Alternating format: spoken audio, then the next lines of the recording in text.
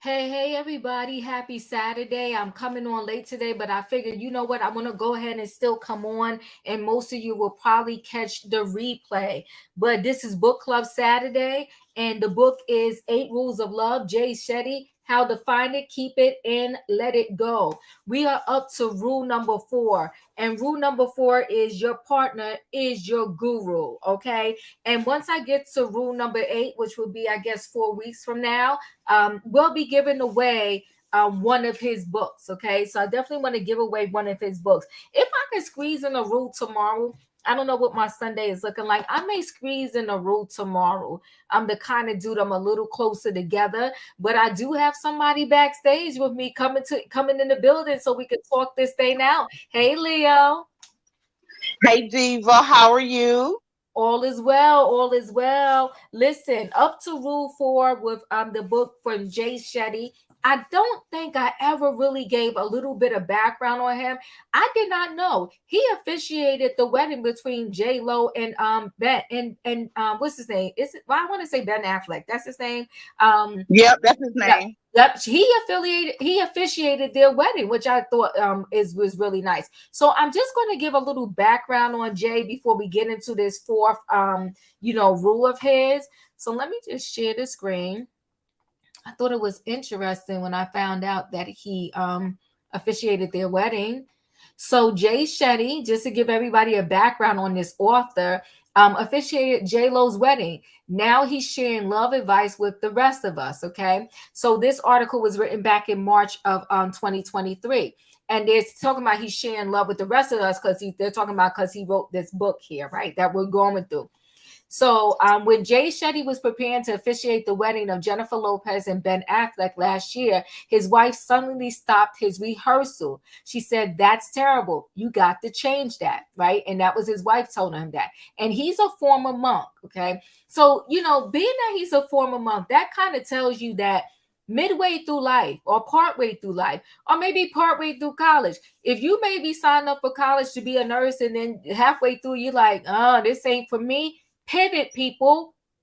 Don't keep down a path that you know is not going to make you happy. So he was a monk, decided, you know what, that wasn't quite for him, but he learned a lot studying to be a monk. And, he made a pivot. He made a change. And I'm all for it. To me, I don't care how old you are, how young you are. Once you decide that you really want to do something else, you should go for it, okay? So now he's a famed multi-hyphenated self-help guru, beloved by many in Hollywood, including Bennifer, meaning J Lo, and Ben Affleck, Khloe Kardashian, and Oprah Winfrey. Some might see their partners blunt the taste for their work as a personal attack. Shetty saw it as an act of love. So a lot of things with Jay Shetty is he says sometimes we just are looking at a situation in the wrong way, so to speak, or through eyes that he said you could kind of switch and it would turn the whole situation around. So when your partner looks at you and said, "Hold up, maybe you shouldn't be doing something that way," maybe they're not trying to criticize you. Maybe they're trying to help you become the best you because they know you have it in you, right? So he said, and so he's talking about his wife, "She just wants me to be good. That's all she wants," Shetty explained on a recent episode of the Burning in Hell podcast. If you feel like you've been hearing his name a lot, he's been making the interview rounds in promotion of his new book, 8 Rules of Love, How to Find It, Keep It, and Let It Go, and subsequent Love Rules World Tour. So, he kind of went around promoting this book once he wrote it. He said, we care so much about what our partners think, but don't realize them saying, hey, I think you can be better at this. I know you can do better. I know how great you can be. This is the deepest form of love and care, not someone pretending that you don't have something in your teeth. Now, don't you hate that when you maybe had some lunch or some dinner or something, and maybe a piece of salad got stuck in your tooth, and no one tells you all day, and then finally somebody tells you, like, oh my God, I've been walking around like this all day. Thank you for telling me. Like, so they said, right? The person that tells you is the person that truly, truly, cares about you and love you. And so they said, who is Jay Shetty? Shetty is 35, first learned about what it means to be a monk at a thought leaders event in college. He attended reluctantly, but walked away feeling he had discovered his path in life. After graduation, Shetty lived as a monk in India, meditating for hours a day, sleeping on the floor, and serving his community. When he left there a few years later, Shetty set out to bring the lessons he learned to others. His first book, Think Like a Monk, offers practical tips on how to apply ancient wisdom to everyday modern world. He offers workshops, courses, live speaking events, and hosts a podcast on purpose that has welcomed some of Hollywood's biggest names, including Kendall Jenner, Drew Barrymore, Kevin Hart, and Selena Gomez. Many A-listers swear by his advice, as evidenced by the celeb crowd he mingles with. So what are they learning from him? Jay Shetty, 8 Rules of Love. The fourth stop on Shetty's more than 30-show world tour brought him to Washington, D.C., where a crowd of nearly 2,000 gathered at the Warner Theater on Monday for a discussion on what loves mean, how to cultivate it, and how to heal from heartbreak.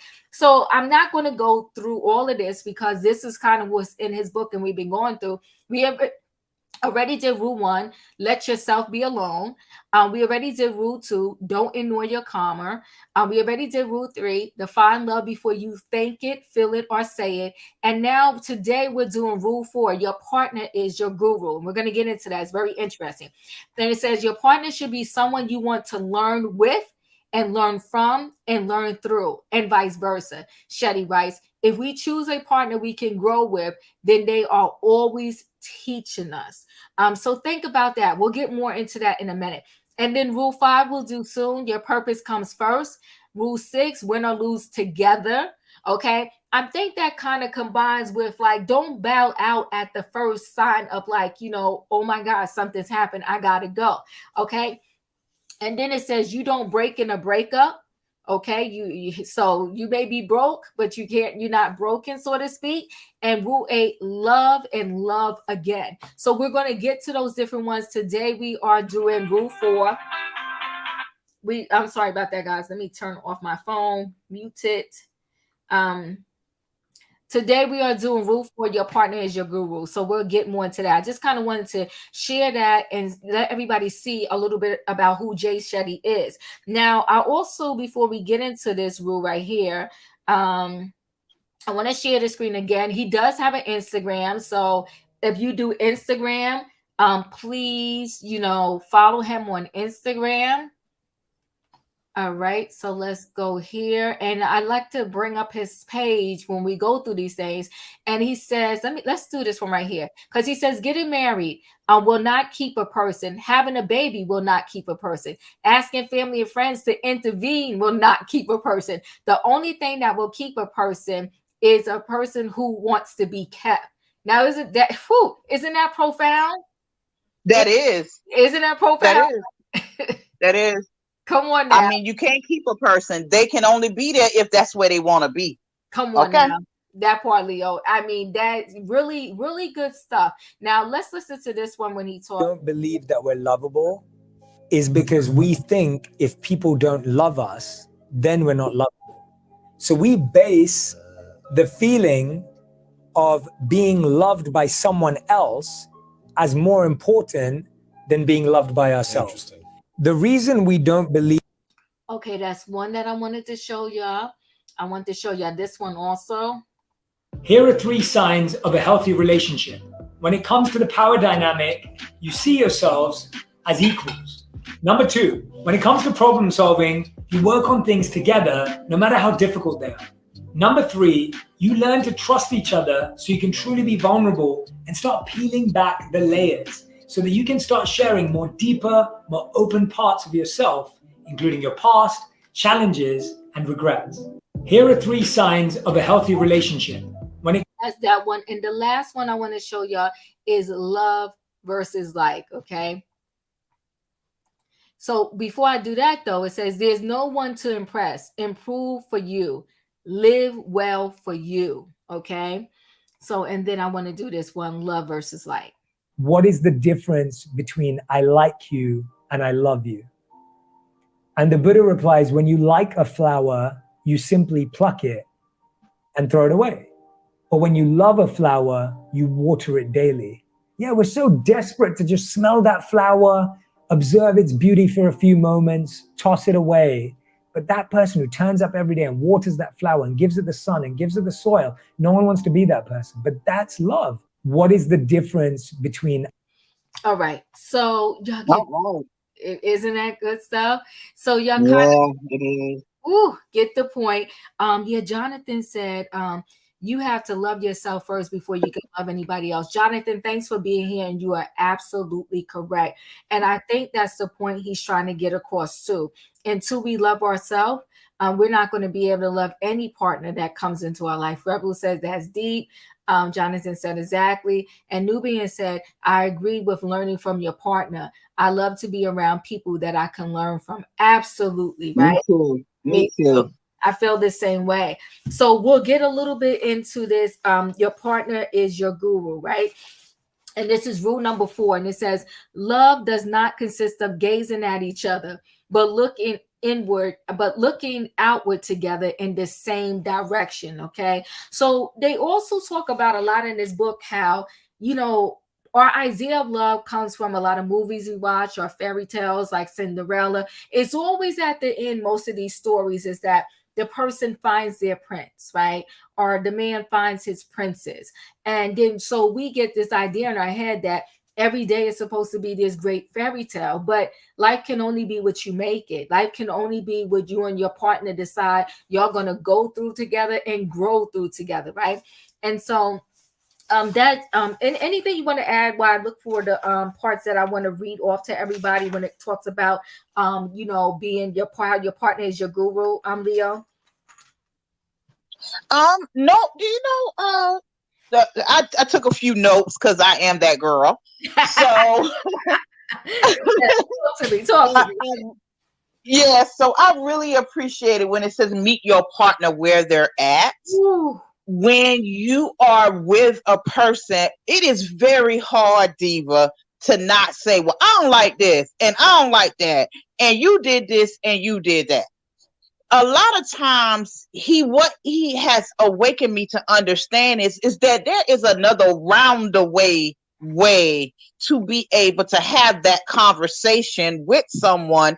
So not only they don't see it as criticism, but they can absorb what you're saying and respond, which creates another level of communication. So you can really figure out what's going on with the person as well as communicate what it is that you are trying to get from them or need from them by listening, by understanding where they're coming from, by asking questions before accusing. Because I will hold my mouth and say, I don't like this and I don't like that, because I'm that girl too as well. Ooh, me too. Listen, you know what?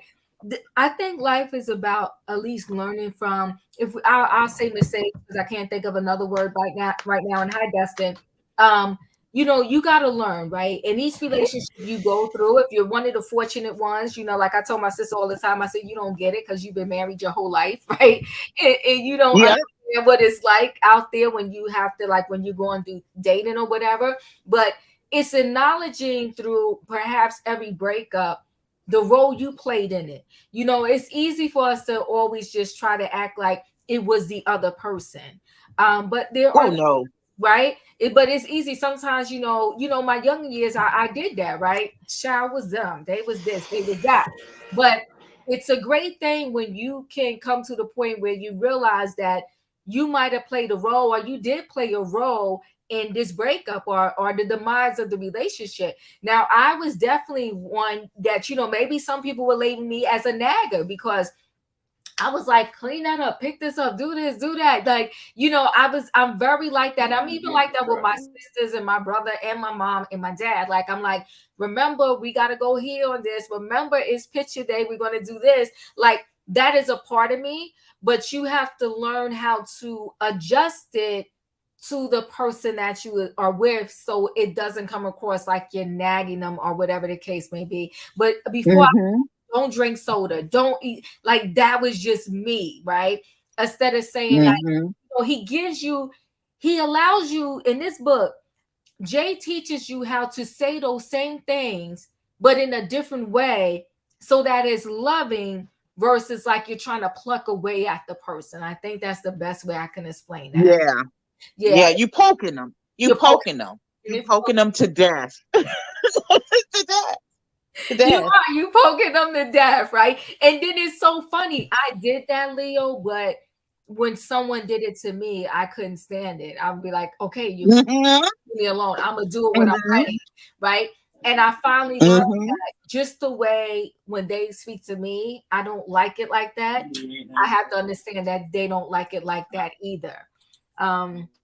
Communication is one of the most important traits between two people. Absolutely. I wholeheartedly agree. Right. The Bible says, be slow to speak. Come on, Jonathan. Come on, Jonathan. That this is facts. The Bible says, be slow to speak, slow to wrath, but quick to listen. People want to be heard and not want to listen to other people's opinions. I totally agree with you. It's so true. And sometimes we listen to respond instead of listening to really understand the person. It's just like, I have been guilty of it too. Like, I'm just waiting for them to say their last word so I could say what I had to say anyway. And I never heard what they was really saying. And they could have apologized in the mix of that, but I didn't hear it because I was listening, just to respond. But, now I'm the worst. I'm that too. I'm the worst. But now that I'm older, like, I try to get better with that. I try to really listen and hear what the person is saying, and and then base my response on what I heard. And sometimes I go back and I said, okay, was you trying to say XYZ? Before I really respond, so I make sure that I did get the message across correctly. So now it says in this book, let me just go to this really quickly. It says, as a guru, we think about our actions, how our actions impact our partner. A guru offers guidance without judgment, wisdom without ego, love without expectation. Being a guru for your partner doesn't mean imparting wisdom to them that sounds unpleasant at best, but it does require patience, understanding, curiosity, creativity, and self-control. So, you see how he is like genius in this book, because, many people said, well, I never been married before. I didn't know what to expect.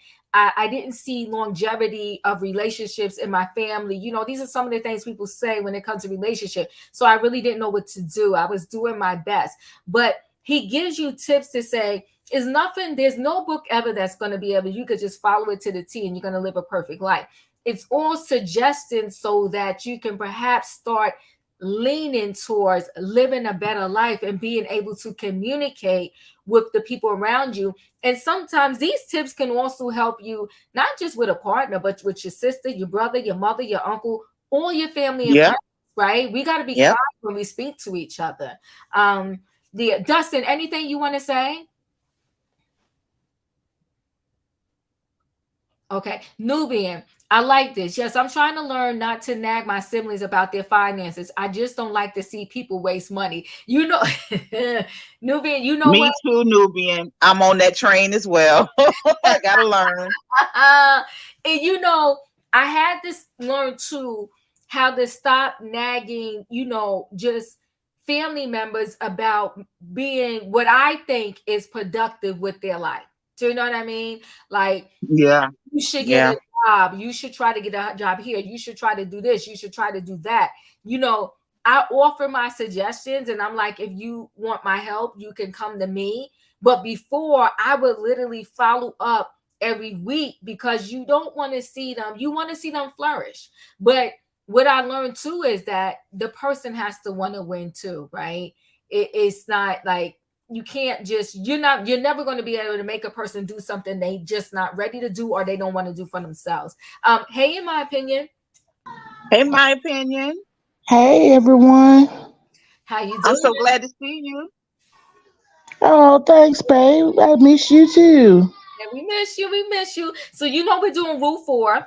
Your partner is your guru, and he's saying One of the best parts. right, right. It was. I had to take notes. My opinion. I had to take notes because it was good. I'm telling you, 4, 5, and 6 will change your life. You It's telling you. you telling the truth. So give us your thoughts on the rule number 4. Okay, so I think what I got out of it is that you want a partner that can lead you and not necessarily like take over, but just complement your lead. You know what I'm saying? Like y'all can follow in the same footsteps. I just felt like when I read this book, I had so much of a knowledge of how the relationship should work. Like it should never be like one person that's completely in control. Like it should be like a partnership. It should be just like riding a bike. Hey, you get tired, your partner take over. Right, right. And your partner, just both of you should want the best for each other.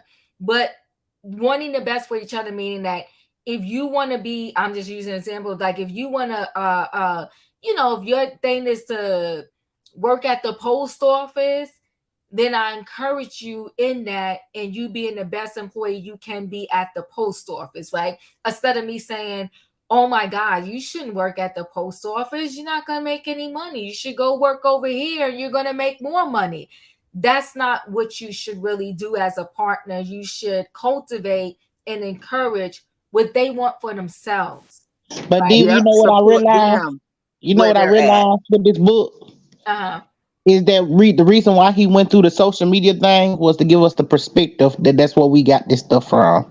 Like if Mm, you think about all the stuff that we hold accountable, somebody making this amount of money, it's because social media has put out this image that you got to make this and the man need to make this and he can't be the man if he ain't making more than a woman.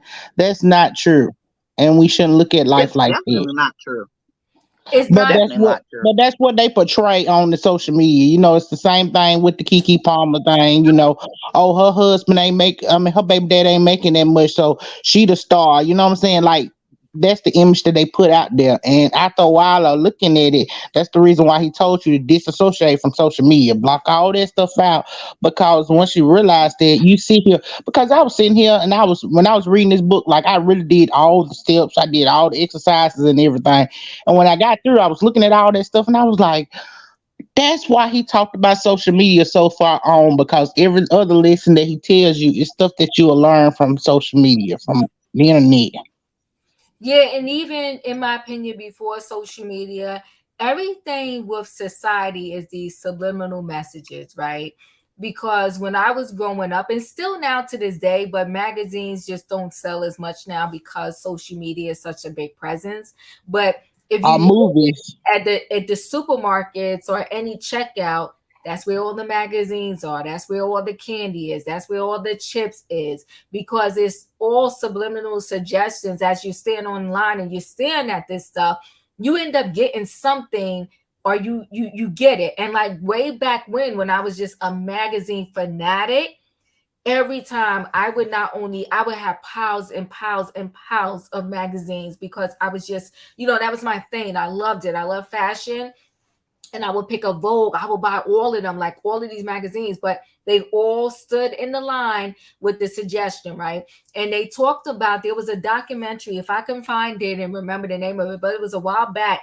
They kind of did it on like a Dateline or 2020, how they talked about, how they strategically put all the cereal commercials on Saturdays when the kids will be watching the cartoons, because they know that kids will go to their mom and say, oh, I want Fruity Pebbles, or I want Frosted Flakes, or I want this. And the moms will 9 times out of 10 buy it. And they talked about too how during the holiday season, I forgot what month they said, they would start showing all the toy commercials because they knew Christmas was coming up. It used to start in October, but now it starts even earlier than that. Crazy, right?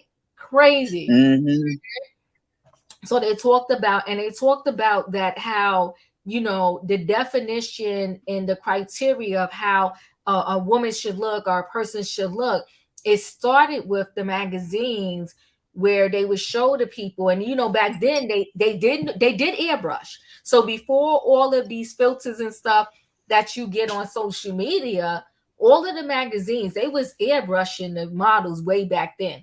Even when the models was just already super tiny, they was still airbrushed them. So the documentary was really good. It just talked about how, again, it ties into, you know, the images that are put before us and how it seeks into us. And that's how we build our mentality on what should be what. I should wear green. Why? Because all the fashion experts said that green is the color this year, right? This is a sneaker you should wear. Why? Because Michael Jordan wears it, and we love basketball, and he wears sports, and you know, so it was so deep into how the marketing people, you know, they also influence all of our thoughts about different things. So it was a really interesting piece, and you sit back and you're like, oh my God, like, wow. It was just totally like insane, and it's so crazy. And it's pretty much what he was saying, because he gave that story in his book where, how did it come about that a wedding ring should be 3 times your 3 months of your salary, right? And he said the diamond industry did it. He said the diamond industry did it. Because he said, I forgot what he said before that what the wedding band was, but it was something very inexpensive. And then, you know, somebody in the diamond industry. It just used to be a gold band, you know, all the rings Just a used to be the band. gold band. Yeah. And you know what, y'all? That's probably where it comes from, where now you get the wedding ring and you have a band. So you see how that's probably, they kept the band and they just added the big diamond to it. Isn't that crazy? So yeah, it used to just be a band, but now you get two. Like you have your engagement. They call it the engagement ring. You know, Your engagement ring and then your wedding band. There you go. Come on, in my opinion, you see how they set us up. They set us up. Oh, you know, let me tell you, they went a step further. You know, they got that promise ring now too, so they getting you a whole nother way. Wait, what is the promise? See, in church, the promise ring is something different. I think they call it the promise ring. Okay, so now when people give you a promise ring, it's like, I promise that I'm gonna stay committed to you. That this is a step must move into a different direction, baby. They be getting you. I got a promise ring. I got a promise ring. Okay. In my opinion, I mean, I'm going through a breakup, so I mean, I still have the ring, but yeah, we ain't gonna talk about that right now. We talking about the book. Okay, we let that go. Okay, so now there's a promise ring. Okay, so Jonathan said you can buy me a ring from a dollar store and I'll be happy with that. A ring is a ring. I know, but you know what though? Yes, this is true. But now I wouldn't say dollar store, because now you know I got sensitive skin, so that you wouldn't be expecting me to wear it if it came from a dollar store. But you can give me a simple ring and I'm okay. Right, but you know that's a big thing now too. It's a society thing, right? Because as soon as you get engaged, they're like, "Oh my God, can I see your ring?" It's just all this stuff that puts the pressure on people in the build up, and you know, it's like, okay, your ring versus my ring, and all of that. Like it gets crazy. Dustin, anything you want to say? No, you can go on. I'm just listening to you. All right. Well, thanks for Dustin. listening. I'm in here for support. I'm listening to. Well, go on. I'll wait to the last ending. Okay. So he said, in relationships are for growth, right? And so he said, try this. Assess whether your partner is someone you can learn and grow with. For each question, rate whether your partner does it always, sometimes, or never, right? And it's like, do they like learning about themselves? So he gives you, what is great about this book he doesn't just say things and give some stories. He actually gives you the tools so you can implement these things and, you know, have a better relationship. Do they understand their own emotions? You know, I think understanding your own emotions is a great thing. You need to know your own triggers. You need to know your own triggers because maybe your partner. Go ahead, Dustin.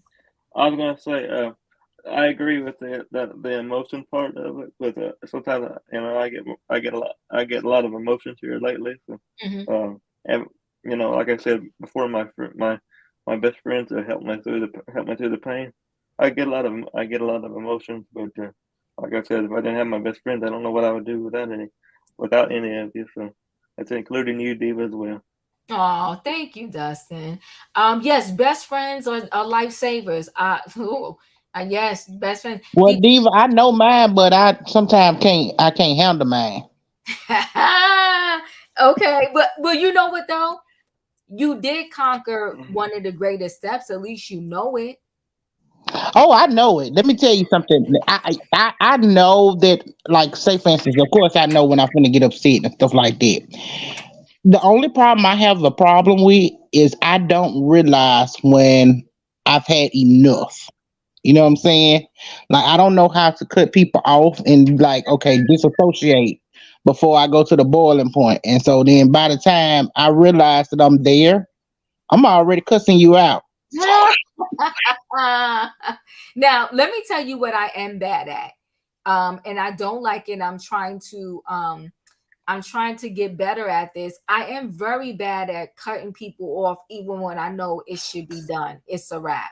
That's right. I will cut people off. Oh, well, Diva, that's because you ain't got no Scorpio in you then. That Scorpio spirit let you cut people off real quick. Okay, our cutoff game is good. No. I will cut people off. I will cut people off. I will cut you off. And I'm a Leo, and I will cut you off. See, I just did it. I will cut you off. Oh, you so feisty. Ooh. Listen, Jonathan, I tried to put the link in there. I'm so bad with that. I'm gonna try again later. Matter of fact, you know where? I'm gonna put the link in the description of the video once I'm done. I will add the link for this book in the description of the video so that way you could get it. Because I tried to do it here and I don't know what I just did, but I will try to put it in the description. Yes. Wait, Roya said Aries will cut you off, but you know I'm an Aries. Roya got the cut off spirit. Now me, Boy, Ed got some Scorpio in his chart, though. I bet he got some Scorpio in his chart. Listen. Yeah. This Aries, he said this Aries. Yes, Roy will definitely do it. I'm bad. I will be like, it's to the point where my friends are like, okay, you need to let that person go. Like it's enough already. Right. I will cut you off. I will pay you dust. You hear me? I will pay you dust. But you know what? That's a good quality. I don't know. It's a curse sometimes. It's a curse sometimes because let me tell you something. The worst times is when you know you overreacting, and just because your cutoff game is so strong, your emotions won't let you call somebody back and tell them, I messed up. Well, you know, in this particular chapter, it says humility is the thing that will help your love grow. Trust me, I know. But see, the good thing about it is my spouse already knows that about me and he accepts it and he moves on. So yeah, even when I get upset with him, he just go to his corner. I go to mine. We good. Yeah. Okay, Rebels is at Aries. Two separate rooms. Two separate rooms, in my opinion. That's better. Hey, that's why we got it. Yeah. Okay, so let me add this question. He said, do they try to understand you, right? Can they entertain themselves? That's important because, you know, y'all shouldn't be like, I can't expect it to be your entertainment 24/7, and I don't expect you to be mine.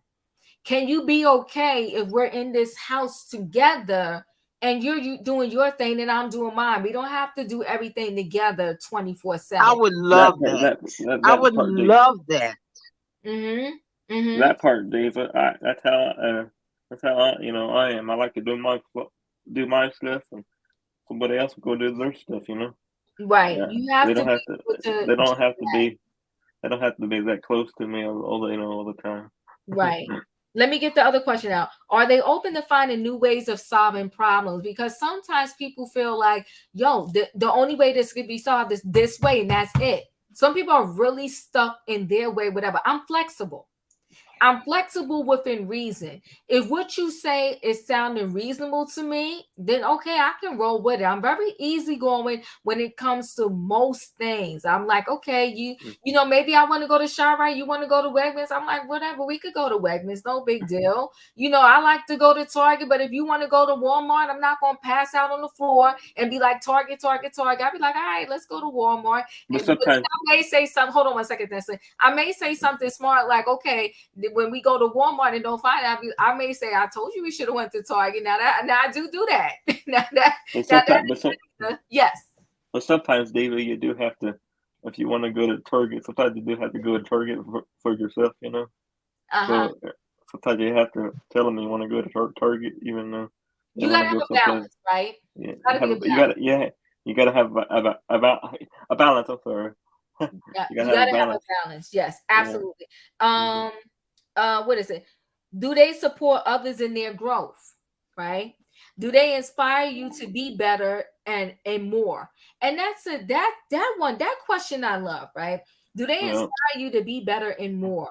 Are you both just rotting together, right? Or you're both like an inspiration to each other? I really like where he put these questions in here. And that was like a word too. Yes. Because let me tell you something. If you with somebody and they can't motivate you or uplift you or encourage you, like maybe you with the wrong person. Okay.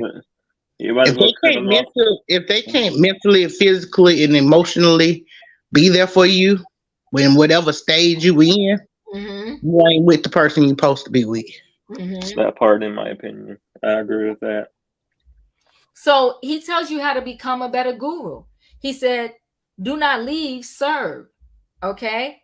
He said, set a good example.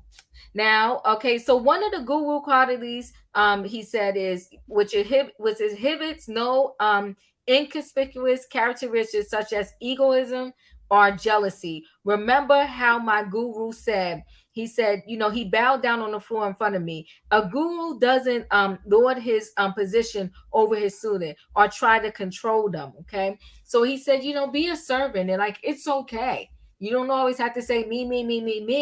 You can, you know, serve your partner, so to speak. There's more to that, but I just want to give you an example. He says, set a good example. So he said, you want your partner to eat right and go to the gym? Well, be that example. Eat right and go to the gym yourself. Right? That's right. Yeah. That's right. That's right. I totally agree with that. Support their goals, not yours. Okay. So that means that doesn't mean that you have goals that shouldn't be supported. That means that if they have a list of 10 goals and you only believe in 3, support their goals. Don't just support the 3 that you believe in. Do you see what I mean? If they want to write a book, support them in their efforts to write their book for themselves. So that's pretty much what it says. Yes, Jonathan, practice what you preach. Okay. And so, so wait, there was another piece I really wanted to go. I love where he did this. Instead of this, say this, right? So he says, it says, like, if you're going to say to your partner, you never do X and you're so bad at Y, criticizing what they do wrong. He said, instead of saying that, say this: I appreciate it when you do X, acknowledging what they do right, right? And for those that ever had to, you know, work in like as a supervisor or manager, whatever, when you go through the training of feedback, they always tell you, don't start out with the person like, oh my God, you're always late. You did this one, that one, this, Like, start out by telling the person, you know what, you're a good team member. I appreciate how you collaborate with the team. And then right, you know, ease your way into, you know. But I'm seeing here, noticing lately that, you know, last week you came to work late 3 times. Like, is there something going on that maybe I could support? There's something going on. That's right. That's right. That's what they teach us. That's what they teach us, right? And it said, so the same applies to your constructive criticism. That's what it's called. Constructive criticism. That part. If you ever do that again, I'm leaving you. So they said, instead of saying that, say, this is how it makes me feel when you do that, right? Letting them know what your feelings are. They said, instead of saying this, did you see what ex-partner did to them? Say this: I really appreciate when you do X for me, right? You see?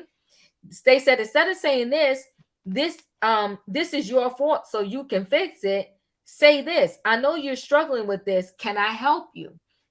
So here's another one. You changed. You were never like this before. So they said, instead of saying that, say, it's normal we're changing and having to reset expectation, right? So they're trying to say that, one, before you speak, think about it, right? Yes, come on, Nubians. You start out with the positive first. So they said, before you speak, think about it, and you can address the situation, but flip it in a way where it doesn't sound like you're accusing them, berating them, belittling them, because that's only going to shut the person down and piss them off, right? So, Leo, what are your thoughts on that? I really feel that way. I use that in practice at work a lot, because I manage a lot of people. And some of them have problems. When I say managing them, I do staffing. And so I staff people, I recruit people, I hire people. And so with staffing, I have learned that skill, and I have tried to incorporate that in my relationship. The problem is me. The problem is me. Those tactics do work in a relationship, but if you are not wanting to be in that relationship, then that's a whole nother thing. But it does actually work. There's a thing that we say, you do not have to be empathetic, but you do have to be understanding. And that's the part where listening comes in and understands what's going on with the person, and use your words in a way that's not accusing, but that are exploratory. It means finding out what's actually going on with the person. I like that. I like that a lot, right? And Jonathan, you are right. It says the problem with people is they are so quick to point out the bad first and shame you. Remember, this is when you point one finger, that when you point one finger, 3 fingers are pointing back at you. Come on now, right? So when you point fingers at people, look how many is coming back to you. So we just have to kind of be kinder to each other, right? Oh yeah, Nubian said, I like that, Leo. In my opinion, what are your thoughts on that? Like Kim telling you, instead of saying this, say this. I love constructive criticism, but let me tell you something. Because I already was using it. Sometimes that don't work on me. So I be a whole fool over here sometimes, Diva. I'm telling you. I'll flip it around. Let me tell you, I done got smart to it. So when he say something constructive, like, and then try to criticize me on the back end, I be up there like, so what you trying to say? Spit it out. But that's just me and my stubbornness on my Scorpio side. I know where it come from. He do too. So. Right. I think that too, when a couple gets to know each other, it's a great thing. And I think a lot of times now what's going on with a lot of couples, and we have our recent example, right? Keke Palmer and, her boyfriend, ex-boyfriend Aries, right? It's like when you move too fast, you skip a lot of important steps that is required and needed in a true relationship, that you fast forward over, right? And this is no judgment towards anybody, but if you meet someone and then 2 days later you sleep with someone, then y'all have skipped so many important steps in between that you lose that learning period. And once you sleep with somebody, you can't cross back over the road. You just can't. And it's so much that and happens. Diva, that was rule number 3. Yes. It's soul ties that's created when you sleep with someone, but you ain't done the first stuff. Come on. You don't even really know what this person is about and what their really intent is, or what your real intent is, if you already created a soul tie with somebody after 2 days. And I'm not saying wait 90 days, but I'm saying at least ask enough questions before you know. create this tie. Get to know them, right? Get to know them, right? So you know, and then you know what? The more the like, of course, you know, hopefully as people get older, they move through the relationships a little bit differently. I didn't realize Keke Palmer is only 29 years old. She's only 29. I didn't see an article. I don't know how old the boyfriend is, or you know, the ex-boyfriend was, like how old he is, right? The ex, but she's 29. She's still a baby, really, herself. You think so, Diva? You think 29 is still a baby? Well, you know what, Leo, like, okay, so I'm 53, right? And the things I know now, like I see, we were fortunate where we didn't grow up in this social media era, right? That's right. We was already, so we're used to one, and we didn't grow up in the text era either, like where you just text people on the phone. Like the worst we could have ever said was, man, I wish I didn't leave that voicemail. Right. but you know, and we play games of like calling the house phone and hanging up just to hear their voice and them picking up and stuff like that. Yeah. Oh, Diva, I was bad at that. I used to hear this number to block your phone number out. Right. But see, what I'm saying is we did similar stuff, but because the way the technology was, the stuff we did wasn't recorded and written in stone. And thank God. That right. And back in our day too, not everybody had caller ID. So that's it. They could accuse you of calling. You'd be like, nah, that wasn't me. And so then we had the thing of, you know, then it was like you could do a *6 on the phone and it would call back. Yeah. That last *67. Yeah. Come on now. So yeah, voicemail on the answering machine day. Come on. Yes. So it's like we had similar situations where we might have lost control, so to speak. But it wasn't recorded in this instant thing like they have now, right? That's true. That's true. You remember the messages we used to send on the beeper? Come on now. You know, so it's things like that. And then too, like when you went out, I was just talking to my friend last night because we were talking about the whole Keke Palmer thing.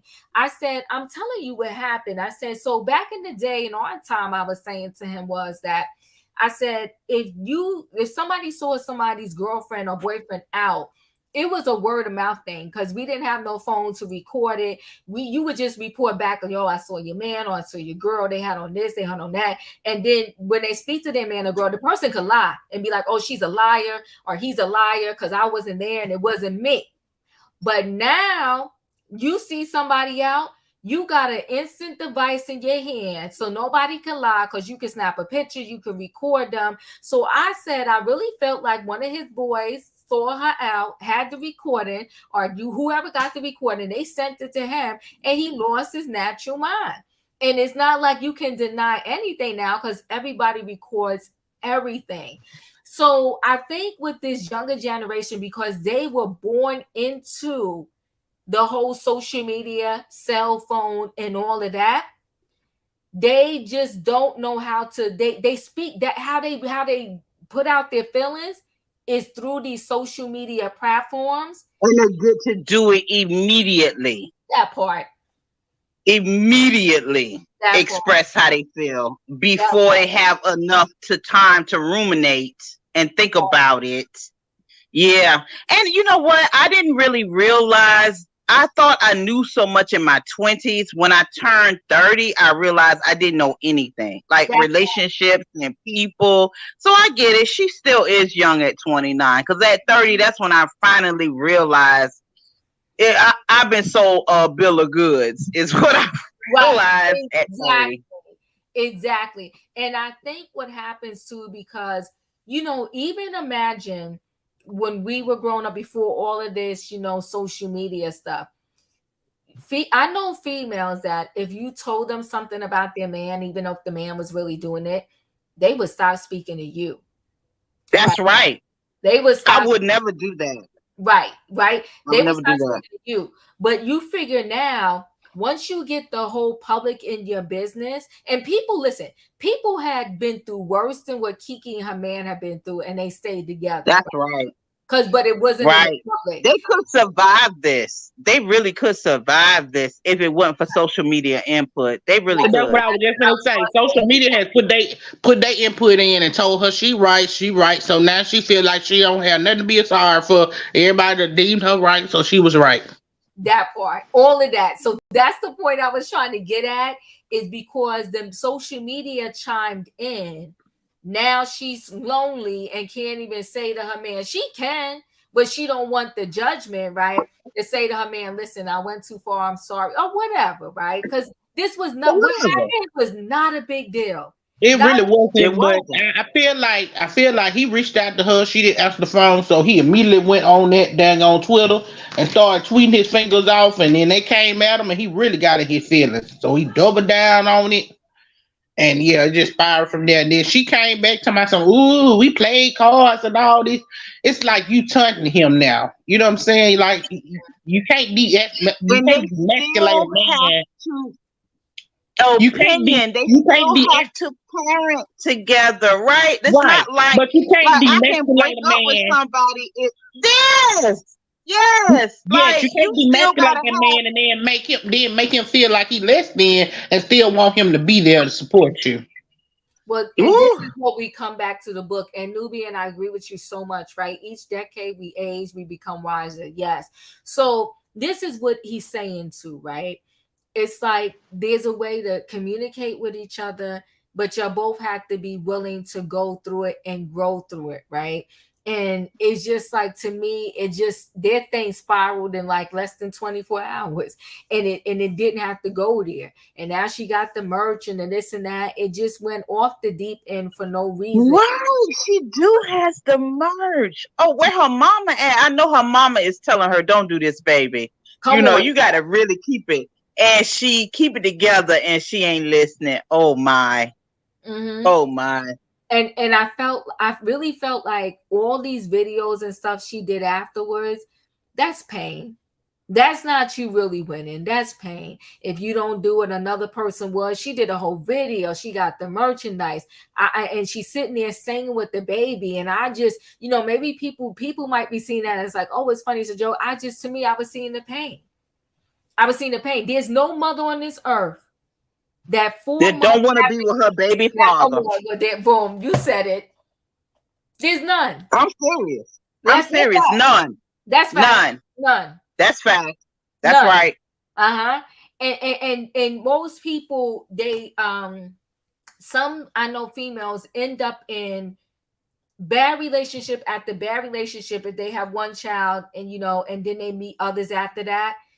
They just end up in a series of bad relationships because they're beating themselves up in their head, and they don't want these, I'm gonna say, for lack of a better word, failed relationships, right? Because going back to what you said, Leo. Well, Diva, what I learned that's really big about this book is sometimes we can be our worst enemy. Yes.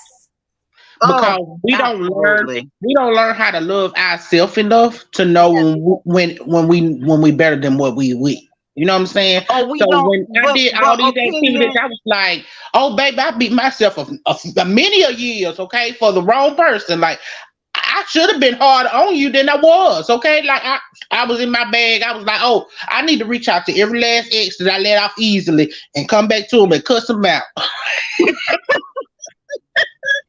But opinion, that ain't what the book's about. But I hear you.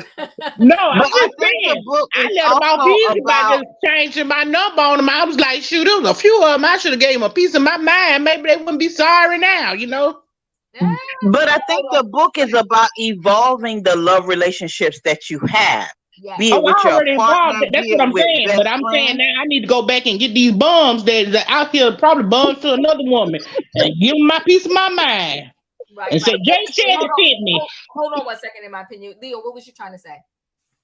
I think the book is about evolving your love language, evolving how you see yourself and how you see yourself as a partner and how you see your partner. right? Because we as women, I have a group of girlfriends, and we all, whine, and I'm gonna use that word, whine about what's going on in our relationships, and this is happening and that is happening. When in actuality, we need to change the language of how we see our relationship, especially with people that have been supportive with us through the thick and the thin. And especially with the thick, as we get older, we are all thicker than we used to be in our younger years. It is about evolving your love and evolving how you see yourself participating in a relationship and growing it to a positive end, to grow it for you and your partner, grow it for yourself, and grow it with your partner. Yeah. One advice I want to give to a lot of females is watch the advice your female friend may give you about your relationship, but when they in a relationship, they won't even follow their own advice. That's right. They never do. Never do. You got to watch that, right? And and I feel like I'm only using her because she was our recent example. I'm feeling like with Keke Palmer, it's like you got all these women like, yeah, leave him, but none of them would probably have left their man in that situation. Not nail one. They wouldn't have. Not nail one. And to me, you should be happy that your man cares about the way you're stepping outside the house and conducting yourself with another individual, right? Because I'm sure that if she got a video, and I'm sure what's funny is, I'm sure the females would have said the same thing. If there was a video of him out there dancing on top of some female, I'm sure Megan Thee Stallion. Let's just say Megan Thee Stallion. Let's say Megan Thee Stallion called Darius up to the stage and she tried to do a little twerk on him. How would Keke feel about that? That's the question.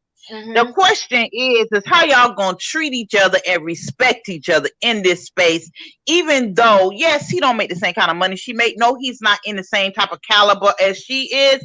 But be that as that, that's still the baby. That's still your baby father, and you need to treat him with a moniker of respect out here in this public, where he gonna have to see video of you showing out. Do you want to see video of him showing out?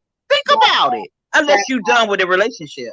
Right. Jonathan, you make a good point. Other people's opinions can sometimes bring down a happy home. If the relationship has a problem, only the two should talk about the situation and work it out. So, Jonathan, and to everybody, I'm going to tell you a little story.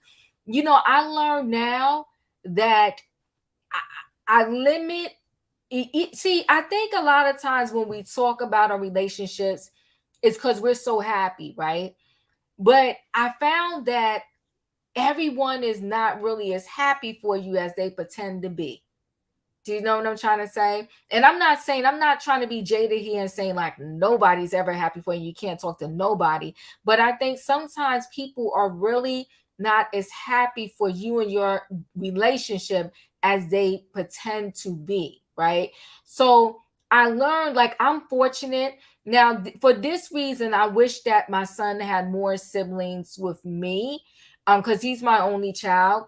And I think there's a benefit, to having siblings. I'm fortunate. I have 2 sisters and a brother. And a lot of times I speak to my sisters and my one really good friend. She's been married for years. When it comes to relationships, because it's like no judgment and no jealousy, if you know what I mean, because it's like people on the side, like every year when I was in a relationship, and I kind of broke the tradition when COVID came, and I'm starting to get back into it, but I love going to Broadway. So every year for my birthday, I would go to Broadway. My mate at the time would take me to Broadway, and people always kind of ran their mouth, about the situation and what we did and what happened and how we was living and so forth and so on. And when I started to hear the noise penetrate in me, and I was like, in my mind, I was like, wow, And then if I would tell a situation, because sometimes, you know, you every moment ain't good. If you tell a situation about the one moment that wasn't so good, it was all of this advice, but mixed in the pool of advice is you gonna tolerate that? You should leave, or something like that. And that goes to what Jonathan was saying. Sometimes other people's opinions, if you really listen to them, it can tear down your relationship. And that again speaks back to this book. Is your partner is your guru.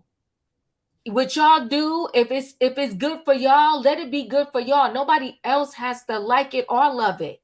It's what y'all do, right?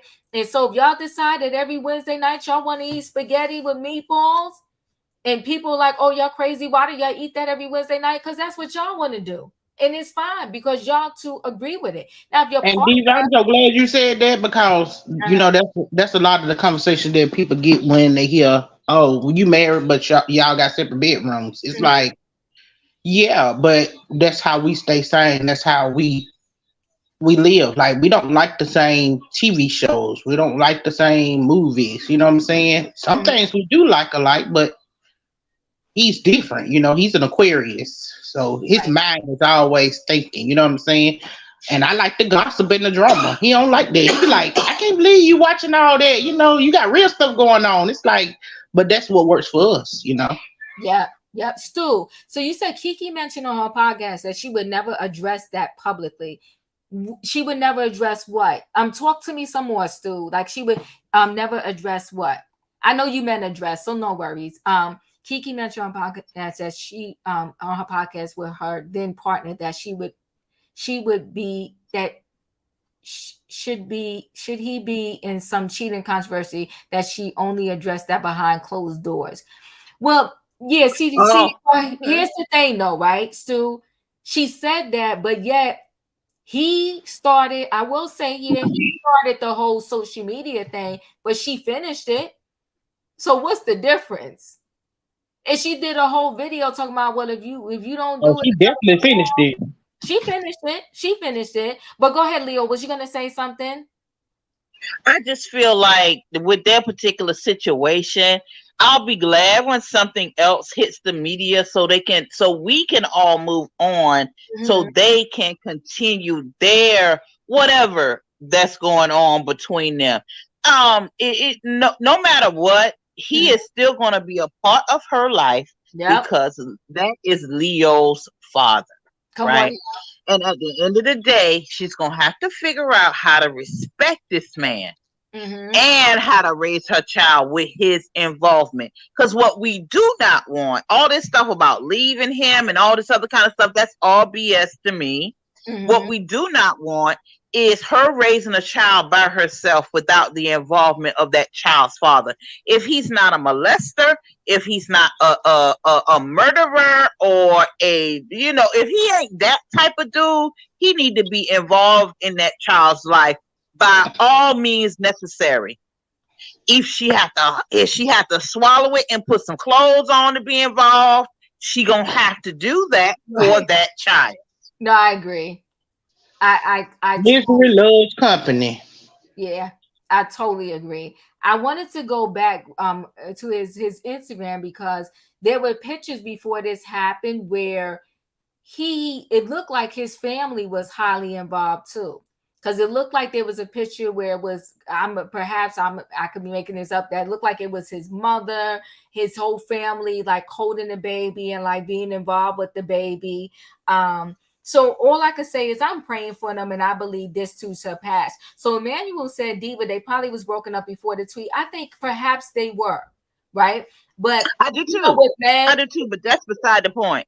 Right, it is. Because I was going to say, well, men, at the end of the day, and we ain't saying this right, at the end of the day, you don't have that man baby, and he like, they're going to feel like they got some rights, and they could be with a whole nother family got married, but you still the baby mother, the mother of their child, and you shouldn't be out in these streets looking all kind of crazy. So, but it's just, it's dynamic. It's old school. That is old school thinking. Like, you still the mother of my child. And then, and there's a lot of men that even if they're not with you and they with somebody else, they're always going to make sure, because you have their children, that you good. And check this, Diva. Check this. If it might have been another man, he might have been cool with it. But that ain't the man you had your baby with. And the man you had your baby with is feeling a certain type of way. And until y'all address that and get some rules and parameters together on how y'all gonna do that, you got to address that with him. And showing out in the public is not the way to do that. Not the way to do it. And see, you know, Usher is, even though he's older, he's being immature too, because he's enjoying it because, you know, he's being petty. His ticket sales is going to go up, and his ticket sales. He being petty. He being petty. He being petty. He being petty because he could have helped stop the noise too by saying, you know what, Darius, you know, was just a show. I apologize or whatever to him. He could have. I respect you. I respect your lady. I respect your family. It was my bad. I never tried to do anything. Yada yada yada. That, and that could have been it. But no, that's not what he doing. He being petty. He being petty. You said it point blank in a period, and it led me back to Busta Rhymes' speech on the BET Awards. It's like, let's stop the nonsense and just make the bag. Let's respect each other. So I don't know. In my opinion, did you want to add something else? I don't know. Did we lose her? Dustin, it sounds like you want to say something. Sure. I was just gonna say that another thing that lifts me up is watching my favorite sports and watching all your videos and all my favorite shows, like the one I've been watching reruns, like the one that you like to watch, Diva. That's my jam. You know, that lifts me up. You know, like when I'm down, watching all my sports, all my shows. So that lifts me up. All your videos lift me up, and all your videos, and every time you go live, you lift me up as much. So I'm glad I could serve some purpose. All right, so I want to show a little bit more Jay Shetty really quickly, right? And he said you forgave someone who wasn't even sorry. That's strength. That's strength. And you got to think about that, because remember, forgiveness is for self. Let it go. They're always going to get their karma. I mean, look at Kevin Hunter now. And this is really interesting. I read a study that talked about how our prefrontal cortex is not fully developed until age 25, which means up until age 25, we're primarily making decisions in love based on feelings and emotions. After 25, you're more likely to use reasoning and self-control. And this was one of the reasons why I was even saying for people who are dating after 25, why we struggle to find the spark. When you were 16, you felt the spark with anyone. As you get older, your self-control and your reasoning kicks in far quicker, and you're like, well, wait a minute, we didn't have fun that night, or wait a minute, we didn't do this. Didn't like their shoes. Yeah. And this is really interesting. Okay, so I think I played that one last week, so I thought that one was great. There was another one. I think I want to play Getting Lucky and Making It Work really quick for y'all, so we can we'll close out soon. The person who breaks a good person's heart loses the most, even if it doesn't seem that way. It's true, because they just lost the biggest blessing in their life. I think I showed that one last week too, but let's see. Some years ago, psychologist Richard Wiseman had a question. What makes some people lucky and others unlucky? Was it a matter of chance? Was there something they did or didn't do? To find the answer, Wiseman studied more than 400 people, from physicians to factory workers, who described themselves as either lucky or not. He took a broad look, examining every aspect of their behavior he could think of. In one test, he gave them a newspaper and told them to count all the photographs. Most of the lucky people finished in seconds, while the unlucky group generally took about 2 minutes. What's up with that? Well, on page 2, there was a message. It read, "Stop counting. There are 43 photographs in this newspaper." The unlucky people were so busy looking for photos, they didn't see the note. Again and again, across a variety of tests, the unlucky people overlooked things. And that's why they missed out. Lucky may seem like a magical superpower, but it often comes down to simply noticing opportunities. Obviously, there's a lot in life that we can't control, but there's a lot we can do to increase the odds that so-called luck will find us.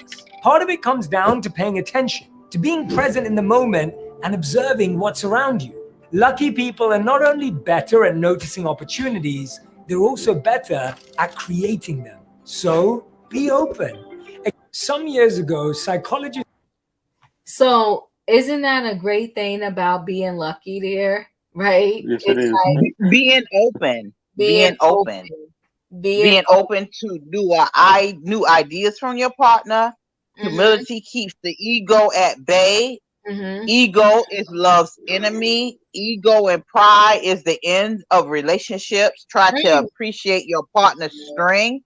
mm-hmm, I picked up all of that. Look for the skills your partner has. Be a good translator. Ask why they feel the way that they feel. mm-hmm. Want to include yourself in the equation of understanding your partner. Learn more about them and give them what they want. Appreciate your guru. Come Thank on now. your partner for their help. And I Woo. think that was the strongest thing that I understood from this chapter 4 Mm-hmm. was even though there are things your partner you may want from your partner, but there's things that your partner give to the relationship or you would not be there. And thank them for what they give to the relationship. Think about what they give, not the things that you don't like about Mm-hmm. the relationship. Think about the things that they do give to the relationship, even if it's because he said something about they lay on the couch all day long, and I ain't putting up with that at all. But if they lay around all day long, maybe that partner is teaching you how to relax. Relax. Didn't he knows how to find the message and everything. That's why be open. That's why I wanted to play that one. Be open. Everything. Sometimes you're missing the obvious, and that's why you're unlucky, so to speak, right? And sometimes we do run ourselves ragged. We're like constantly on the go. And then when we lay down, when we get a moment, we're like, oh my God, we're so tired. Or you know what? You don't lay down and give yourself a moment. And then you get so sick that you have to give yourself a moment. It's like God is speaking to you, like, slow down.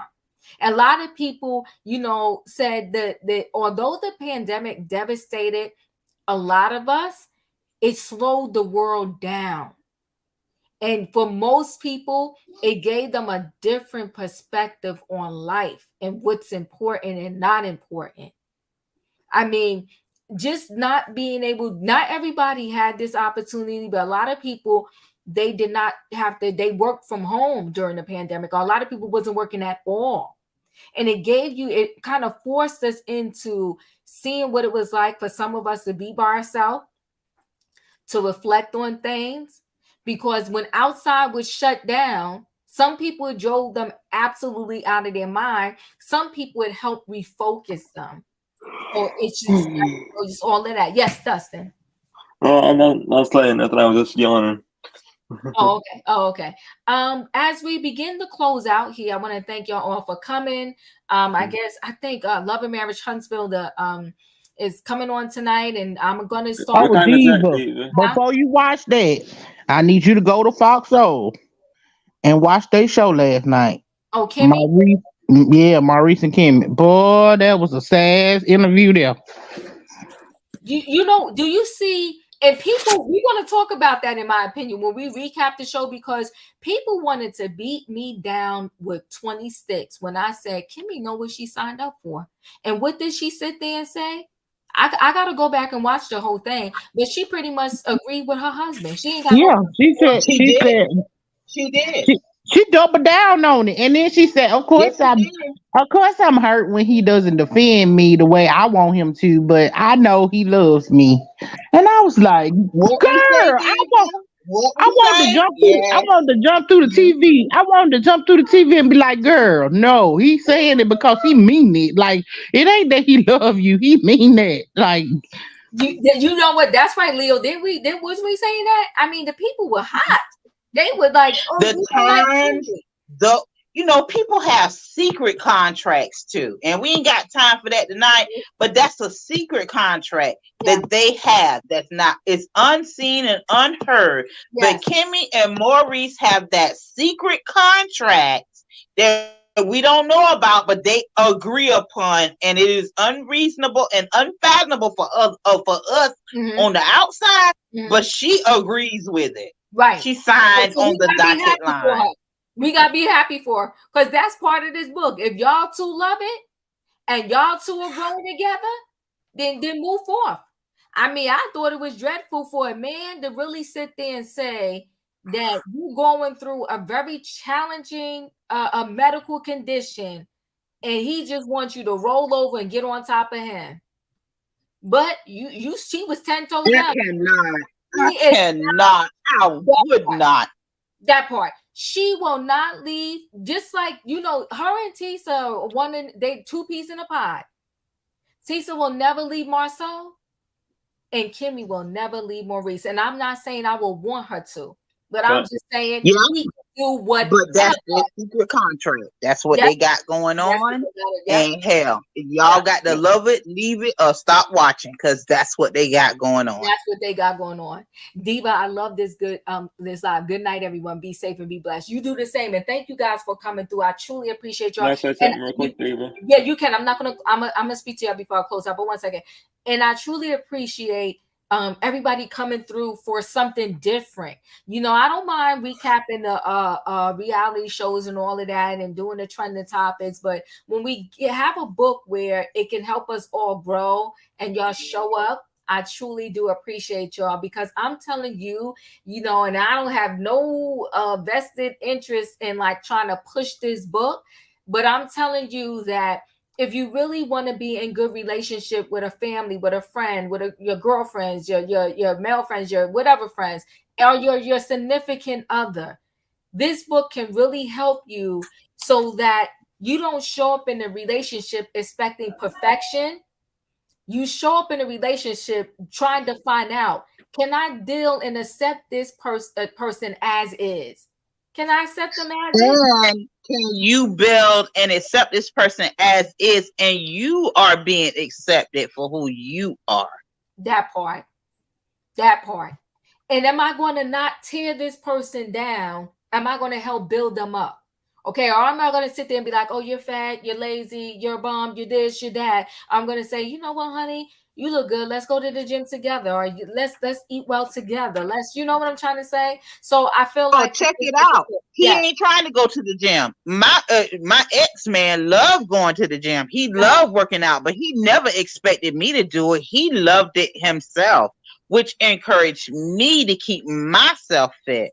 But I didn't go to the gym. I did walks and nature and parks and that kind of thing. Right. You cannot expect people to do what you do, but you have to love people as they are.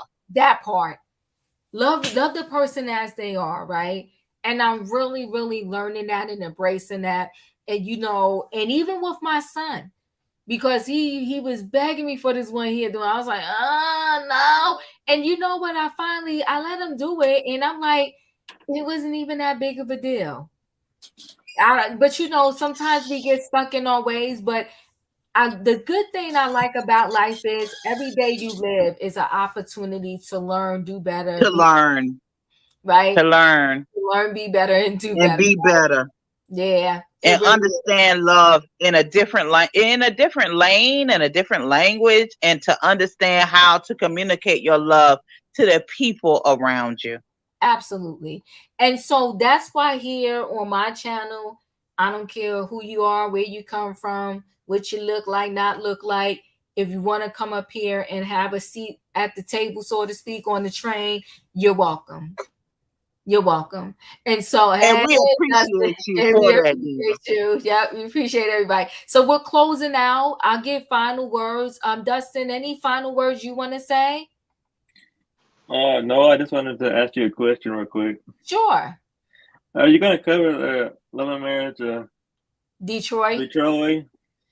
I think I am. I have to kind of get my head together around all the couples and wrap my mind around it. But I watched all of the episodes so far, and I think I'm going to do it. I have to see when I can fit it in, but I really think I'm going to do it. So I think really like that show. That's why I asked.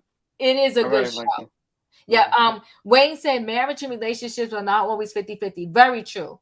One partner may be stronger in some areas and may take up the slack, and that works for some. Yes, I agree. And I think, yeah, you know what, Wayne? I think that's another thing people have to get out of their head, like this 50-50 thing. Some people are die hard on it. And it's not true. It's not a real thing. Right.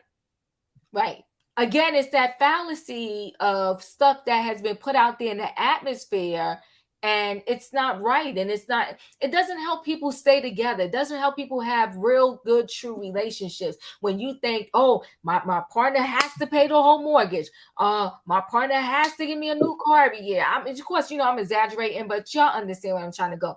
My partner, his money is to pay the bills, and my money is to do whatever I want to do. Well, when he loses his job and you're married to him, then therefore you transfer your funds to pay their bills, and you support him till he get another job because he took care of you. Stop it. That part. Stop it. Come on, Leo. You are 100% right.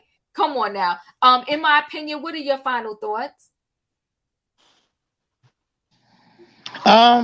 My final thoughts is I love this book. Like I said, 4, 5, and 6 will change your life. Diva, what's the next book we reading? So I can go ahead and order mine since I don't read. Okay, so wait, give me a moment.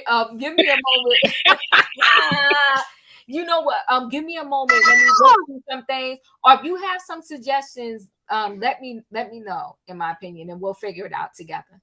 Okay. All right. Okay. So, Miss Mac said, relationships are 100. Yes, I like that. Both parties need to be willing to give 100% each. I do like that. Hold on one second before I come to you, Leo. Felicia, hey, we are closing out. But thanks for stopping through. What would you like to add? Hey, everybody. First of all, Diva, I think you're wonderful. Oh, thank you. I really do. Thank you. I know I don't know you, but I know as a content creator, I find you so consistent and so honest in your opinion, and you so beautifully stand your ground when you have 1 or 2 people coming for you hard on the chats, and I appreciate that. In my opinion, I am so tickled by how excited you are about this book and how you're trying to bring all of this good stuff to you and your husband. And I think it's absolutely brilliant of the two of you to know what brings you together and what's going to keep you together. And if that means a separate room, then it works for you. Congratulations. Yes. And Miss Leo girl, I love how you talk about the money, how everything is based on economics. That's definitely for sure. And Dustin, thank you, girl. Yeah, definitely. I love when we bring in the economics of things, because I believe economics is at the base of all decisions. Yeah. And so you have people making some choices out here. But if I may, Diva, I just want to talk a little bit about the month of July, if I may. Yes, of course. Okay. It's a little different. I know we're talking about love and relationships. Just for the record, nope. I don't do well at relationships, so no. Me either. I don't. Rebel, me either. And even more so, Diva, I'm not even out here looking. Okay. So, okay. Hey, all right. But if it means anything to anybody, there are decent men out here. Yes. And there are good men out here. I know a couple. You get approached. It depends on how you receive them. I just tell them thank you, but no thank you. I'm just not interested. But I wanted to talk about July. Okay. So July is the number 7. Okay. And I'm not going to take long, but the numerology based on the Christian calendar are the numbers 1 through 9. And the number 7 is said to be God's favorite number, because that's about the 7 oceans, the 7 days of the week, the 7 continents. Okay. We have the 7 elements. The 7 elements are space, time, matter, energy, light, life, and transformation. Okay. So what happens with the number 7, particularly when we come into a day like yesterday, which is a full 7? Yes. So yesterday was 7, and the year 2023 equals 7.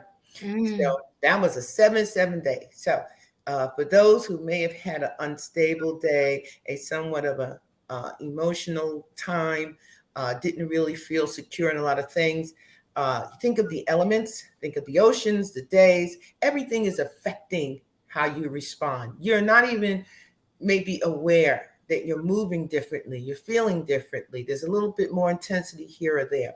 So as I am on these YouTube streets, I see where so many things are falling apart for folks. People like Keke, who I agree with Leo the other day, that wasn't the time to make the move on her partner. I agree with you, Leo, that was all about, he might have did this and she was going to do that. Where that may not have had such an effect, let's say in April, in the month of July, it can be terribly detrimental. So the next time we hit a 7 day is on the 16th. And it's not going to be as intense for many as yesterday, but it will still have that kind of potency.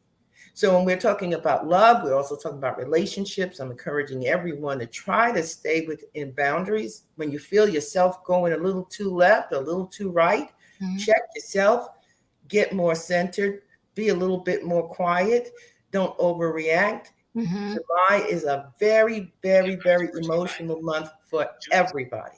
And if you happen to be born in the month of July, which is a 7, if your birthday is a 7, if your overall numerology year is a 7, it's going to be even more intense for you. The 27th of July too? What did you say? The 27th of July. No, the 27th is a 9. But if you're born in July, you already are going to have a lot more emotion. So think of the days that equal a 7. So it's the 16th. 1 plus 6 equals 7.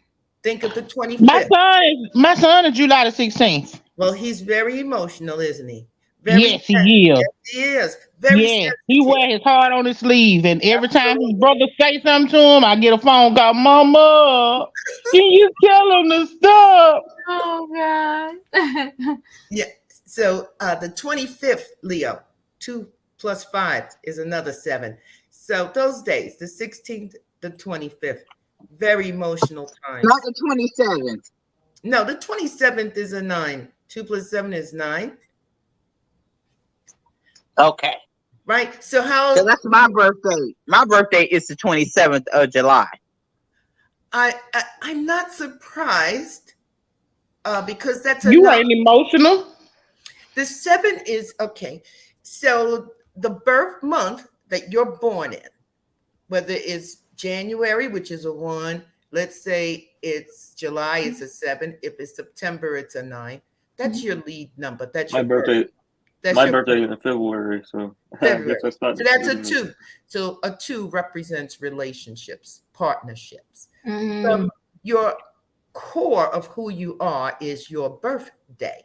So Leo, with yours being a 27, 2 plus 7 equals 9. The number 9 represents finality, judgment, no emotion. Let's get to the facts. This is what we're going to do. We're going to move forward. So I'm not surprised to hear that sounds like you, Leo.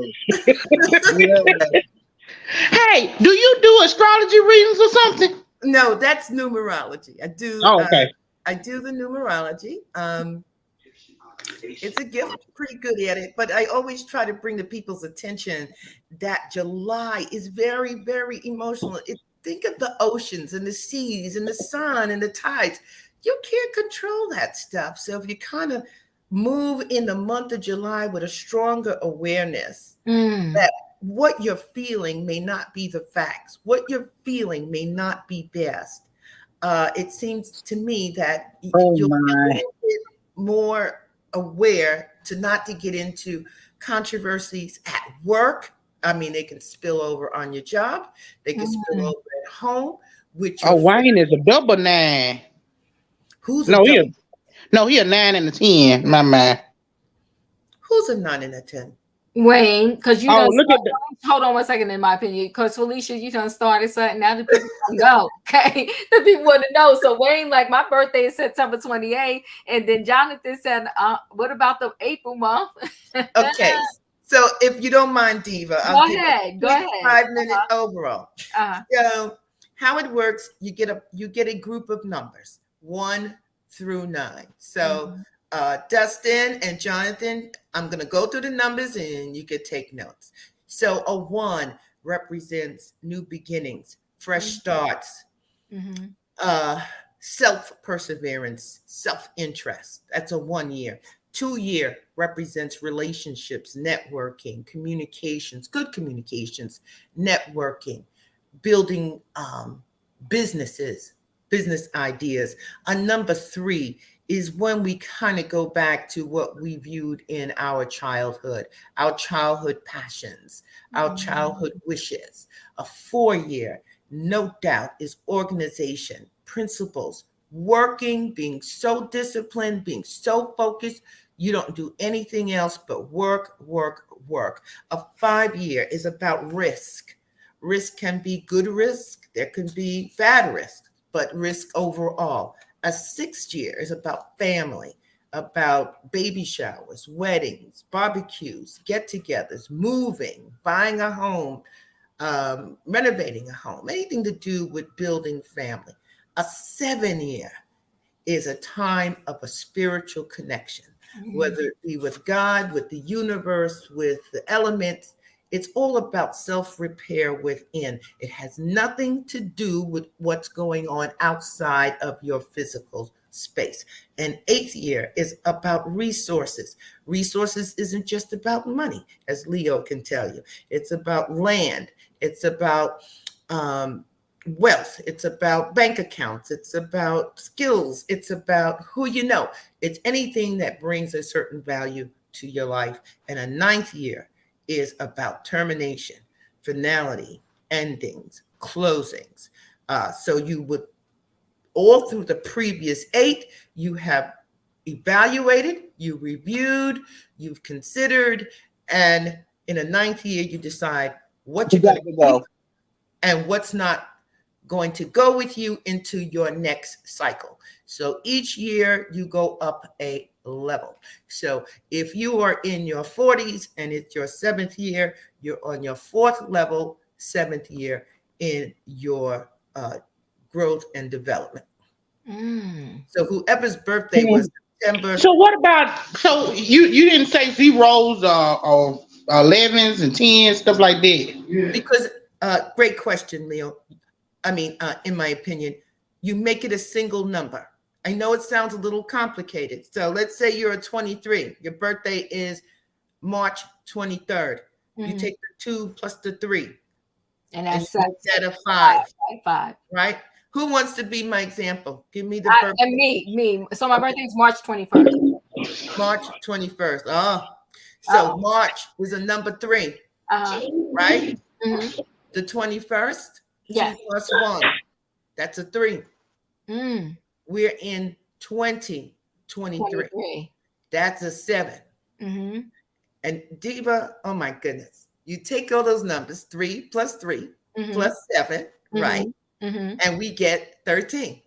And 1 plus 3 is 4. And you've been wondering why you're working so hard. Girl, you're going to be working like this all the way through October. A 4 year is about work.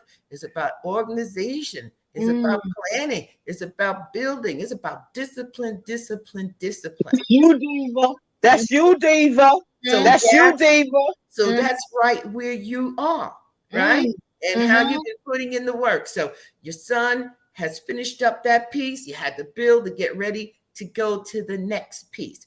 And it's not going to be any fun for you until we begin to transition. So when is the transition? Based on the Christian calendar, the transition is October, November, December. Wow. So that's when you begin to transition into your next year. So you will say, well, Felicia, what's my next year? So you're going to go to the number 5. And the number 5, if you recall, I said is risk. So you're going to take risk. All risks aren't bad. All risks aren't good. It can be a trip. It can be something adventurous. I suspect you might give somebody a chance at having a relationship with you. Listening to you. Listening Come to on, speak it into existence. Speak it into existence. Yeah, I kind of sense that you've been on the more conservative side, very protective of your son. And I congratulate you for that. And so you're like, well, wait a minute. Now, maybe he's off to college and I don't work really hard here now. Maybe I will go out with so. So, with that, Roy, I get the same over there for you, Diva. So, based on what you gave me, I'll call it, I don't know. I see November 5th. I don't know. November 5th. What's happening November 5th? Anyway, put that date down right now. Diva. Okay. I don't know. The date, November 5th. That's a Sunday. Okay. When we begin the transition into your 5-year, you will know if the risk you're considering, you're just cracking up, if the risk that you are considering are worthy. Make sense? Yes, it does. Yes, it does. Yeah, listen, you know what? I feel like nothing happens by chance. I feel like everything is ordered. And you came in right on time and you speaking the word to us. Okay. Yeah. You asked, can you say something? I'm like, yeah, sure. Go ahead on with it now. And gather us all together. You done came through with a whole word and the people is interested too. Yeah, because I need to know how I get in contact with you. Where you get it? I need to know how you get in contact. Hold on. Let me speak to Felicia for a minute. So Felicia, if you're okay and you don't mind, and if you want to email me, I would love for you to come back and we do a whole show with you and you get to speak with everybody, because so many people are like really interested in hearing what you got to say. I always know when Roy come up from out the chat. He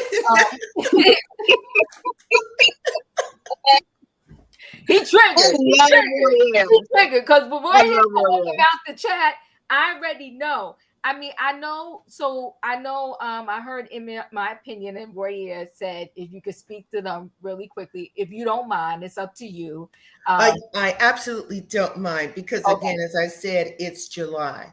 So there's a lot of prayer and meditation that I do because I'm already aware of how things can move. Yeah. And this is something that when I do it, I'm a vessel. And I've been meditating too because I got my money jar and I done gave the gift to the earth. So who's up? Who wants to go? We go to In My Opinion and then go to Royer. And I'm November the 21st. I'm just gonna grab my little snack because I need my little snack, but I'm listening. So go ahead. Okay, so just as we're gonna move to Leo after that. Okay, so as we begin, there is your overall birth number, and that I would know from the year that you're born. So I'm not going to do that on this platform because that's too much intel. So I'm just going to take your birth month and your birthday and tell you what's happening in this year. Good? Okay. So you ready? In my opinion, she's talking to you. I'm ready. And then we're gonna go to Leo, and then we'll go to Royer. Go ahead. So in my opinion, you said your birthday is November 21st, correct? Correct. So 11 is a master number. There are two numbers that are master numbers based on numerology in the Christian, based on the Christian calendar. One is 11 and the ultimate is 22. So your birth order number is 11. So you came into the world very much intact and whole and pretty much knowing who you are, what your strengths are, who you're going to be. The question was, who are going to be your parents? What's the environment? The 21, much like Divas, 2 + 1 = 3. You got that child at the heart of you, the one that is very passionate and excited about new things and wanting to pursue new matters. But the 11 is a very powerful number. So when you come into contact with someone who might be a 3 or a 2, they might find it overpowering. So I'm going to gather your husband is probably born in August, an 8, a number 4, like April. What's his birth month? He's in February. February. So he's a 2. Oh, so he's about relationships. He's about partnerships. So he was a good partner for you because he allowed your 11 to prosper. So then we're in the year 2023, and that is a 7. So I take the 2 plus 3 plus 7, and I make it one number. And 5 plus 7 equals 12. 1 plus 2 is 3.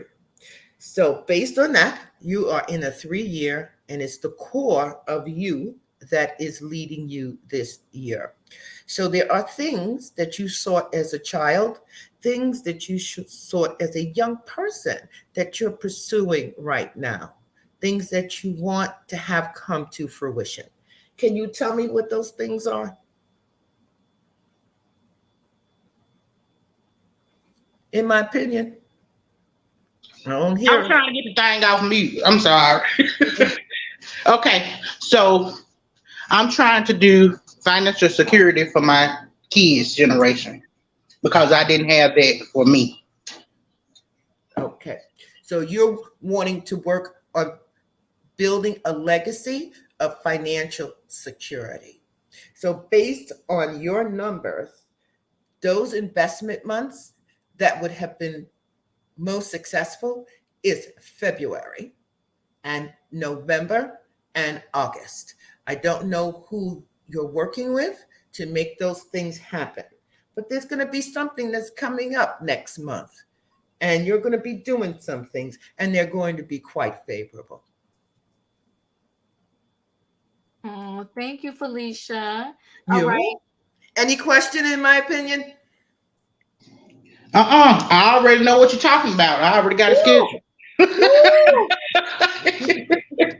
I'm just glad you said it, cause I'm so I be crazy about giving my money away. Well, if based on that 11, like I said, we're not going to do birth year, but based on that 11, that's a very strong number. The 3 is the heart of you. And this is what you want for your family. It's going to happen, and it's going to happen in the way that you want it. I see the meeting next month. I see the finale in November, and it's going to be wonderful. Well, I will definitely keep you updated. Thank you. Okay, Roya, let's go. Wait, but before you do Roya, do Leo. Hey, Leo. Oh, that's your birthday, Leo? No, that's not Leo's birthday. That's Miss Mac. That's just somebody in the chat. I just want to show, just to show you how interested everybody is. But go ahead, Leo. And Leo, give me your birth month and your birthday. 7/27. Okay, that's the emotional. Yeah. How has the month been going for you so far? I broke up with my longtime partner that's on and off. But it's me. It's not him. It's me. But I have at 50, I have come to understand that I'm not good at committed relationships. It's me. It's not him. I like my space. I like my time. I'm a Cancer moon. I have a shell. I'm scared of commitment. It's me. It's not him. Well, okay. So your birthday is July 27th. So the 7th is your month, right? Because that's July. Yes. July is number 7. 27, that's a 9. That's the core of who you are. That's your heart. I told you a 9 represents judgment, termination, finality, just facts. But then we're in 2023. That's a 7, right? 2 plus 0 plus 2 plus 3 is a 7. So you got 7, 9, 7. And when you add that up, guess what you get, Leo? I don't know. I'm not A surprised 7. you broke up with the boyfriend. You're breaking up with everybody. You, you are closing down shop on everybody. I need you to slow it down a little bit, okay? Do you meditate? Do you do yoga? Are you into any kind of art? Do you go out, do brunch, go to museums, anything like that? No. Anything like that you want to do besides break up with people? No, it is. I'm not serving him well, and I'm not serving myself well. I come to understand that I only have. This is who I am. I only have so much energy, and I give so much of my energy to work. A relationship requires that you have to give energy to another person. Leo, When I come home, Leo, I'm picking up that you also have had separate relationships with other people. You have a sister? my sister was killed, and she was not my blood sister, but she was family, and she was killed in 2005. My condolences. So you're struggling with that. What else is happening? There's a lot of emotion around you. You're going to have to find a way to anchor down the rest of this month. When did you break up with this boyfriend? Monday. Was that the Monday. 2nd? Monday. What day was that? The 5th? Let me look at the calendar. It was 5th, but me and him have known each other for over 20 years, and it is the same thing. He wants to be in a committed relationship with me, but I am not willing to commit because I want my freedom. My freedom is more important to me than being in a relationship. And I'm saying this on the YouTube, and it is open, but that's my problem. It's not a problem. It's a situation. You are surrounded by the elements. Nothing other than the core of who you are is fundamentally grounded. Everything else is emotion. So I would suggest to you, at least for the rest of this month, to stay away from emotional conversations, emotional events, any kind of interaction that may trigger you or trigger someone else. Try to hold on through August to where you can kind of pull back a little bit. It's very challenging being you right now. And I mean that from a loving place, because we know emotions can be good, but they can also get us into a lot of situations of which we find it difficult to come back to. Is that making sense to you? It does. Yeah. It does. But I still feel like my breaking ties with this man was a good decision, because I've been dragging him along with my BS, and it's just not fair to him. Well, I would agree on the numerology part with that, but I don't see that. I see this relationship continuing on. I'm looking at the 25th.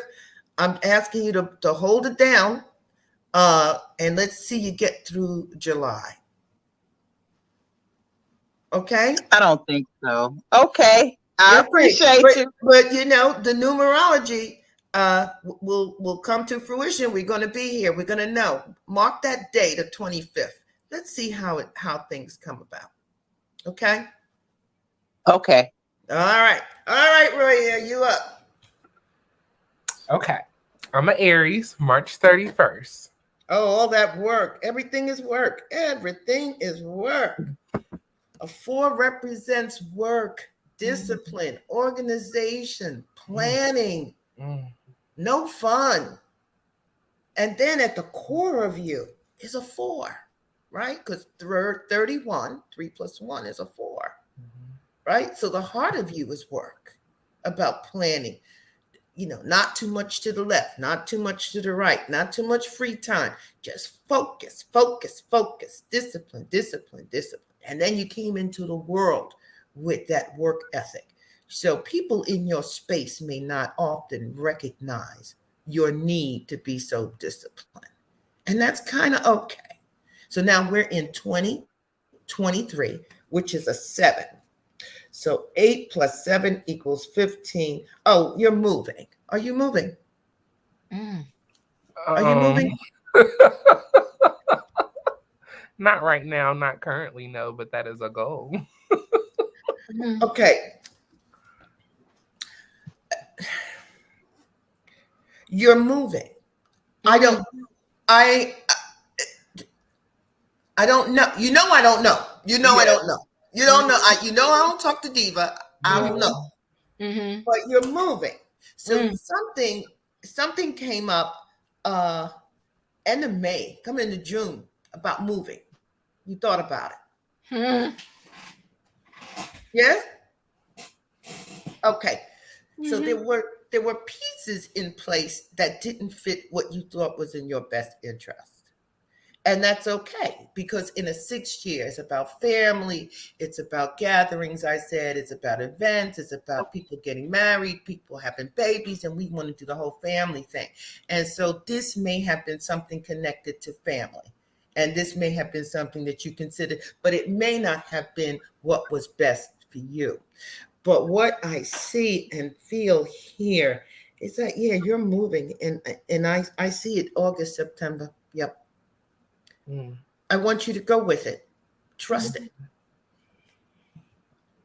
Can you tell me what's the hesitation?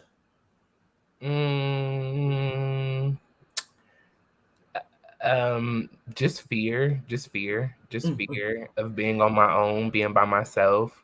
Okay. Tried it once and it didn't go like I planned, so just trying, yeah. If I may ask you, what year was that when you were going to try it and it didn't actually come to the fruition that you wanted? I did it and I moved back. It was 2013, between 2013 and 2012 and 2014, somewhere around there. Okay, so if you've been following me on the cyclical part of the numbers, as I said, this is 2023, and then you're telling me maybe 2013. You look at it, you see how the numbers are falling? Yeah, so that tends to be a pattern sometimes that we can get locked into. We don't know why we are here again. It's much like when we talk about these love relationships. They're cyclical. We pick the same kind of partners. We find ourselves in the same argument. We don't grow to the next level. So this is your opportunity to grow to the next level. Your next year coming up is a 5 year. You're going to be comfortable with the decision that you make. Okay? Okay? So that situation was not ideal for you, but the next one is going to be perfect. And I want you to trust that decision. Know you're going into a 5 year that represents risk. There's good risk and there's bad risk, but these risks are going to work for you. Okay? Got it. All right. Anything else? Felicia, I talk to Roy every day, darn it, every day. Right? And I swear to goodness, I got a little chill and a tear in my eye. And we ain't doing business online here. But I promise you, he was like, Diva, I'm thinking about moving. And you freaked me out. But that was the first thing out her mouth, Diva. That was the first thing out her mouth by Rogia. I don't know if you saw my face, but yeah. All right, that's it. Okay, so we good. I did everybody. Oh, Dustin, did you want? Dustin, are you still with us, Dustin? I don't think he's off mute. I don't think he might have stepped away sometime. Oh, there he is, Dustin. Okay, Dustin, do you want to tell your birthday? Just not the year, just a month and a day. 2002. Huh? Just a month and a day. Just a month and a day, Dustin, not the year. It's February 28, 2002. Oh, he still gave. He gave his whole birth. I know. Okay. All right, Dustin. Here we go. So you got all those twos. Yeah. Twos represent relationships, networking, resources. Yeah. You never date anybody or have a friend that ain't your friend forever. I can tell you that right now. They're always your friend. We're going to be friends forever. You hate losing friends. Yeah, it breaks your heart. So when that's a part of your birth order, you came in to be the friend. You're the friend to the sibling, the friend to the family, the friend to the classmate. You hate losing friends. And I have great empathy for you because I know how important that 2 rides in your life. Now, the 28, 2 plus 8 is a 10. 1 plus 0 is a 1. So the core of you is a 1. You're an independent spirit, a self-thinker. You will persevere. This is why you hold on to your friends in the way you do, because you're confident about who you are. But it's still heartbreaking. Now, we're in the year 2023. That's a 7. So 7 plus 2 plus 1 is 10. Oh, you're in a 1 year, Dustin. This is new beginnings. This is a time for you to be free of any kind of stress and anxiety. You did all the cleanup. If you were on point last year, you emptied out all of that nonsense and things bothering you and people in your way, maybe, whatever it was. So a new beginning is very much like a farmer on soil. You're going to figure out what you're going to plan, what you're going to do over the next 8. So reviewing those numbers. This is a 1 year. In a 2 year, you begin to network, build new relationships. 3 is pursuing dreams. 4 is about work and discipline. 5 is about taking risks. 6 is about family. 7 is about emotional, spiritual growth. 8 is about wealth and resources. And 9 is termination. So you're in a first year. Your first year, second year, third year, all easy. From here all the way to 2027, you're going to coast. All that you've been through with the heartbreak and loss of friendships and relationships, you're going to be all fantastic. Now, you may be looking for a new job. If you are, this is a great time to do that. I already have one. Okay, well, here we go. Well, congratulations. Thank you. You're going to have nothing but success on your new job for the next 2.5 years. Appreciate it. You're welcome. All right, Miss Diva. Oh my God, you blessed us on this Saturday. Amazing. I have a ton. When I say a ton, thank you so much. That are like me. Thank you. Felicia, if you could email me and maybe we could set something up and do a show, circled around you. I'm sure the people, the subscribers would appreciate it. You touched us. You blessed us.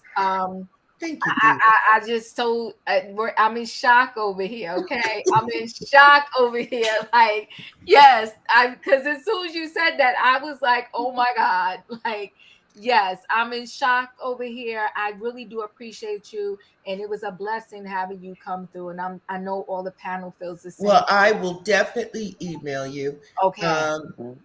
I think the best time for me to do something like this again would be like a Saturday, because I didn't go to work and take on the elements of the street and other people's drama, where I can kind of like, meditate and get easy, because this is a process that comes through me. It's not about me. And so I like to be as clear on the numerology reading as I can. So let's try to work out a Saturday. Sounds good. Yep. And I'll be more than happy to come back. Roya, you sure you don't have no questions for me? Not online. Not online. Well, I will email you too, and then you could just ask me. But please remember, go to my channel. My channel is on my email. Just email me on my channel. I will. Okay, Stu says 322, and I'm moving. Let me answer. Felicia, wait, before you leave, Felicia, Leo does have a question. Okay. So I do have a question about with my numerology and my independence and being solo. Is that my path and my numbers, or am I tripping? Leo, what I'm going to do is I'm going to send Diva my email, and then I can know your overall number, because I didn't do that today, right? Because I don't have people's birth year. So if I have your overall number, I'm able to determine your life path and at what level of that life path you're at. Because I feel it strongly that I've been leading people on. You're a very emotional person. You're like an island. You are surrounded by water. And if you don't learn how to navigate and swim those treacherous seas, you're always going to have a running conflict. And your grace, your core has been able to hold you down. And you may be coming to a point in your life where you're saying, why am I so successful at these things, but I can't get my relationships right? Mm. It's the Okay. 7. It's the 7, I 7, know. 7. And I have another 7. I have another 7. Which one? You take a guess, Birth Felicia. year. Oh, you did the birth year, and you're a whole she nother didn't. 7? She did. Yeah, I don't want you. Don't, Leo. Hold No. on. Oh my goodness. Yeah, Leo. yeah, Leo. Oh. We're gonna go behind. Yeah. Okay. Because I don't want too much, all right. So online. I suggest yes, whoever wants their numbers read with the full plate, uh-huh. you email Diva. And when she schedules me to come on, I just put my email in the back chat, so you can just look at the chat and you'll see mine. It's real easy. Well, I wanted to answer. Stu said he or she says they're moving, and it was 322. And 22, if you were on, Stu, is a master number. You don't fail at anything. Nothing. You never go hungry. You've never been homeless. You don't get your heart broken. You're always loved. You always rise to the top. Well, that ain't the 7. That's not the 7. That's the 22. If you're dating somebody, married to somebody, have a child, a co-worker, 22, and you're not at least an 11, you're not going to match them. My daughter's a 22. She's April the 22nd. Okay, so she's probably very successful at whatever she chose in her life work. Well, she ain't got that far yet. She's just 10. Wait, hold on one second, in my opinion. Felicia, before we go, Wayne just got out the hospital, and everybody in the chat, I know you're extremely interested because so are we, and I'm truly touched right now. We are going to set up another show on a Saturday. We'll do it ahead of time, and we're probably going to have to figure out some way because we might be on here all night because the people we'll figure it out. So Wayne, I do want Felicia to be able to say a couple words to you because I know you was in the hospital recently. You got out, and I'm still praying. I'm hoping all is recovering well. Wayne, if you could just throw not the year, just the month and the day you were born in the chat for me again. You might have put it in there earlier, but it already scrolled by. I don't have time to kind of scroll back and find it. If you could put it in for me really quickly again. September 28th. It's September 28th is Wayne. Thank you. September 28th. Okay. Wayne. Okay. So September is a 9.